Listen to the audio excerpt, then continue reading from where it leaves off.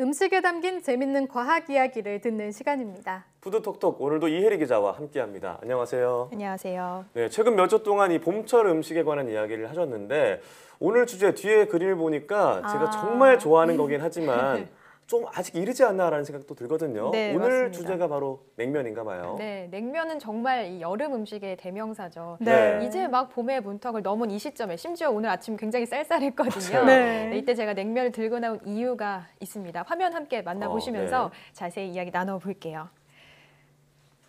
옥류관이네요. 그렇죠. 얼마 전에 평양에서 공연한 우리 예술단이네요. 네, 맞습니다. 알리 씨, 백지영 씨 보이네요. 익숙한 네. 얼굴들이 보이죠. 네. 공연은 물론이고 우리 예술단의 공연 외의 일정에도 정말 많은 관심이 쏟아졌는데요. 네. 식사 일정 역시나 빼놓을 수 없겠죠. 우리 예술단은 첫 공연을 마치고 이튿날 평양 시내에서 이 냉면으로 가장 유명한 옥류관을 찾았습니다. 옥류관이군요, 여기가.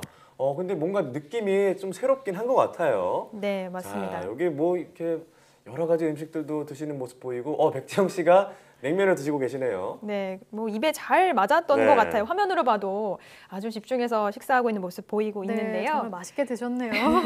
어떤 맛인지 직접 한번 들어보시겠습니다. 너무 맛있어요. 약간 하얗고 밍밍한 그 냉면이 아니고요. 약간 양념이 덜 된 칡냉면 느낌인데 온도가 차지 않고 조금 미지근한데 되게 새콤해요. 저는 이 냉면도 공연만큼 중요하게 생각했거든요. 근데 저는 기대 이상인 것 같아요. 냉면도 공연만큼 중요하게 생각했다는 이 네. 인터뷰가 참 화제가 됐던 것 같은데요. 네, 맞습니다. 네. 맛 설명을 들으니까 어떤 맛인지 짐작은 가요. 그래서 알 것 네. 같아서 더 먹고 싶은 그런 기분이 드는데요. 저곳이 정말 냉면으로 유명한 게 하루에 옥류관을 찾는 손님만 10,000명에 달한다고 하더라고요. 와, 정말 많네요. 그러니까 지금 저희가 방금 본 게 진짜 평양냉면인 거잖아요. 네. 저는 우리나라에서 평양냉면을 먹었을 때는 조금 심심한 맛이어서 내가 너무 자극적인 입맛에 길들여져 있었나 이런 생각을 네. 하곤 했는데요. 근데 저렇게 실제 평양냉면을 화면으로 보니까 더 맛있어 보이네요. 네, 맞아요. 저도 비슷한 생각이었어요. 네. 평양냉면 이게 무슨 맛일까라고 음. 먹었던 적이 많았는데 아무래도 이 함흥냉면에 좀 익숙해져서 그런 게 아니었나라는 생각이 들어요. 우리나라에서 국민에게 사랑받는 3대 냉면이 있는데요. 네. 화면에서 보신 우선 갓 뽑아낸 면을 찬 육수에 말아 먹는 평양냉면이 있고요. 메밀국수에 생선회를 얹어서 비벼 먹는 함흥냉면이 있고요. 그리고 해산물 육수에 소고기 육전과 배추김치 등을 넣어 먹는 진주냉면이 있습니다. 평양냉면, 함흥냉면, 그리고 진주냉면 이렇게 3대 냉면이었군요. 네. 자, 냉면의 역사가 참 깊다고 들었는데 특히 이제 평양냉면의 유래가 재밌다고요. 네, 맞습니다. 평양냉면의 시작은 고려시대로 거슬러 올라가요. 고려시대에 평양의 한 마을에 살던 남성이 백세 노인을 우연히 만나게 됐는데 뭐 지금도 백세라고 하면 굉장히 장수 네. 노인이죠. 그렇죠. 그래서 그 남성이 노인에게 장수의 비결이 무엇입니까? 라고 질문을 했더니 노인이 메밀이다라고 답을 했다는 거예요. 그래서 그 남성이 메밀로 국수를 만들어서 찬 동치미 육수에 말아 먹기 시작을 했던 거죠. 그 맛은 뭐 사실 생각해보지 않아도 네. 어떤지 네. 알 것 같죠. 그래서 그때부터 냉면이 시작됐다는 이야기가 있습니다. 정말 우리 과학 코너니까요. 네, 네. 저희가 과학적 발견도 참 우연히 발견되는 경우가 많은데 그렇죠. 이렇게 네. 음식도 정말 우연한 기회에 냉면이 발견이 된 정말 거네요. 감사한 일이네요. 네, 맞습니다. 당시로서는 굉장히 특별한 음식이었겠죠. 면을 차가운 육수에 말아 먹는. 그래서 곡물 곡자에 물수자. 그래서 이 음식을 두고 곡수라고 이렇게 불렀다고 해요. 네. 그러니까 이 곡수가 지금의 국수의 어원이 된 거죠. 그러니까 곡수, 그러니까 냉면이 고려시대 때도 굉장히 명성이 자자했다라고 합니다. 네, 이렇게 마시는데 물론 이제 과거에도 인기가 많았을 것 같은데 참 냉면 하면은 그 시원한 육수도 맛있지만 아무래도 그 추럽 그 쫄깃쫄깃한 면발이 정말 맛있잖아요. 네, 맞아요. 맞아요. 메밀로 면을 만들기 사실 근데 쉽지가 않아요. 이 메밀 자체가 찰기가 없기 때문에 소위 네. 수타로 면을 만들기 어려운 재료인데요. 그 전통적인 평양냉면이 이렇게 뚝뚝 끊기는 메밀의 식감을 가지고 있고요. 여기에 감자나 옥수수 전분을 넣어서 쫄깃하게 만드는 것이 이 쫄깃한 면발, 우리가 먹는 일반적인 냉면이라고 보실 수 있겠습니다. 맞아요. 메밀면은 이 식감이 쫄깃하지가 않아서 전분을 냉면을 섞는다는 얘기를 들은 적이 있거든요.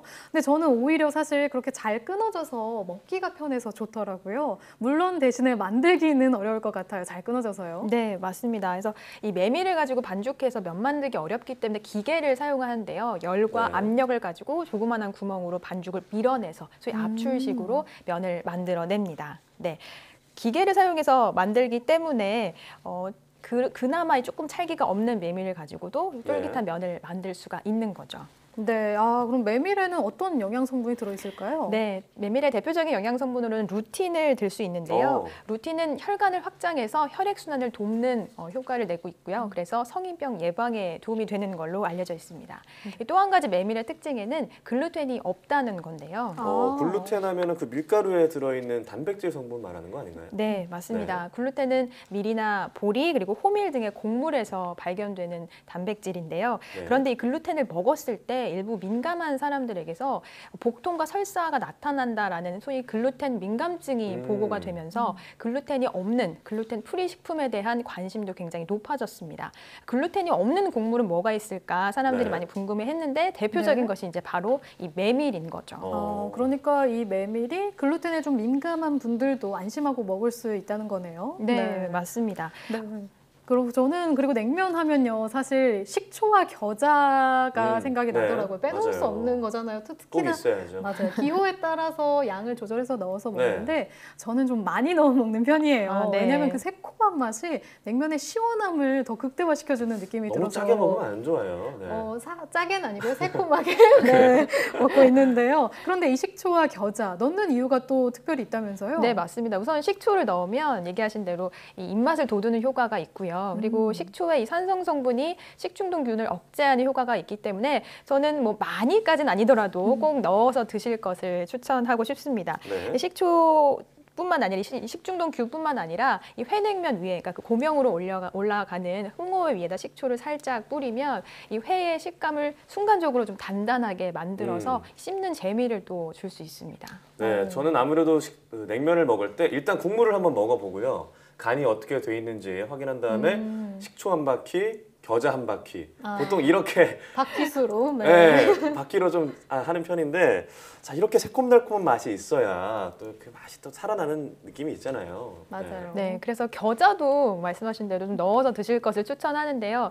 메밀면 그리고 냉면 자체가 찬 성질을 가지고 있는데 겨자가 따뜻한 성질을 지녀서 이를 좀 균형을 맞춰줄 수 있는 역할을 하기 때문에 겨자도 좀 함께 넣어 드실 것을 추천합니다. 네. 이게 약간 균형을 맞춰주는 역할도 해주고 있었군요. 균형 이야기가 나와서 말인데 저희가 냉면에는 생각보다 많은 게 들어가요. 달걀이 참 들어가잖아요. 네. 네. 이 달걀이 고명으로 딱 올려져 있는데 물론 보기에도 좀 좋고요. 또 이 달걀이 영양적으로도 많이 보완을 해준다고 들었어요. 네, 맞습니다. 영양적인 측면에서 부족한 영양소를 보충해 줄 수도 있고요. 달걀 같은 경우도 겨자와 마찬가지로 따뜻한 성질을 지니고 있기 때문에 어느 정도의 이런 성질의 균형을 맞춰주는 역할을 한다고 볼 수 있습니다. 네, 저 그리고 메밀 하면요, 사실 여성분들에게 많이 추천을 한다는 것을 많이 들었거든요. 네. 그래서 저도 많이 추천을 받았고요. 그 이유가 다이어트에 좀 효과가 있다고 하는데, 아, 그래요? 네, 정말인가요? 네, 맞아요. 메밀 자체의 칼로리는 굉장히 낮은 편이에요. 근데 아까도 말씀드렸듯이 메밀을 만들 때, 면을 만들 때 전분을 섞어서 만들기 때문에 전분이 많이 들어간 이 메밀면은 사실 크게 다이어트에는 도움이 안 될 수도 있고요. 또 메밀면이나 국수를 만들 때 뭐 육수도 그렇고 여러 가지 양념을 넣기 때문에 네. 반드시 메밀면이 좀 칼로리가 낮다라고만은 얘기하기는 어려워요. 하지만 순수한 메밀 자체는 굉장히 칼로리가 낮은 것으로 알려져 있습니다. 네, 맹앤콩 그렇게 식초랑 막 겨자 막 넣는다면서 다이어트 네. 식품이라고 막 먹으면 안 될 것 같은데. 이제는 좀 적당히 넣어서 먹도록 하겠습니다. 네, 알겠습니다. 네, 오늘은 앞서도 봤지만 남북 교류의 어떤 장이 열린 또 빛을 발했던 냉면과 또 우리 일상의 입맛을 돋우는 냉면에 대한 이야기를 나눠봤는데 정말 아직 날씨가 쌀쌀한데도 냉면이 끌리는 그런 날이었습니다. 오늘 말씀 고맙습니다.